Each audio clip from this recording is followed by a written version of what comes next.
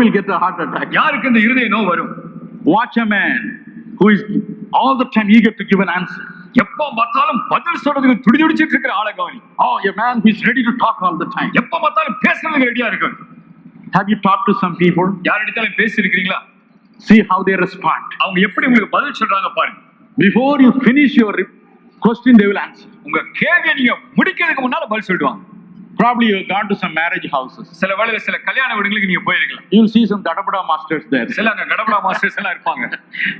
They will come to the place where the meals are served. எங்க சாப்பாடு போடுறாங்களோ அந்த சாப்பாடு எடுத்து வருவாங்க. டேய் ஒரு சாம்பார் கொண்டாடா. ஐயா கொஞ்சம் sambar ஊத்துறா. But they will not touch anything.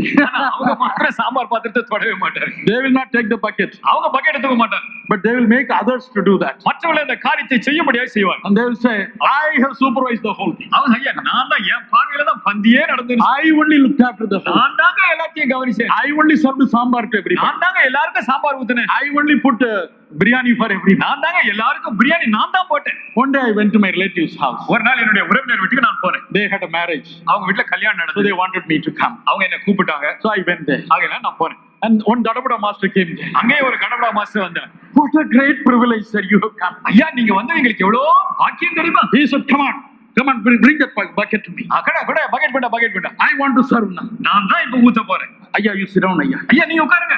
Amma, you sit down. ஆமா நீங்களே இங்க உட்காருங்க. And he asked everybody to sit. எல்லாரையும் உட்கார சொன்னாரு. And he started giving us biryani. அவர் எங்களுக்கு பிரியாணி போட ஆரம்பிச்சாரு. But this cunning fellow, you know what he did? இந்த தந்திரமான ஆசம் என்ன பண்ண தெரியுமா? He was putting only rice.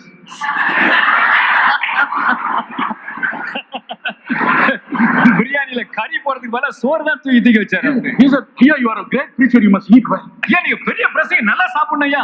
And he will just put the karandi inside. நல்ல கரண்டியை போட்டு உள்ள தொலாவாரு. And he will put the meatball this side. அந்த உள்ள கறி எல்லாம் தள்ளி தள்ளி வச்சிருவாரு. Another meat this side. இந்த பக்கம் கறி அப்படி தள்ளிடுவாரு. Another piece this side. இந்த கறி அந்த பக்கம் தள்ளிடுவாரு. Pure rice he will take. வெறும் சோறு மாத்திரம் தான் எடுத்து வைப்பாரு. And he put it this way. நல்ல சோறு அப்படி இலை நிறைய குவிச்சு He said, வைப்பாரு. you must eat well. Sir நீங்க நல்லா சாப்பிடணும். And finally he put one piece of meat. கடைசியா ஒரு கறி துண்டு போடுவாரு.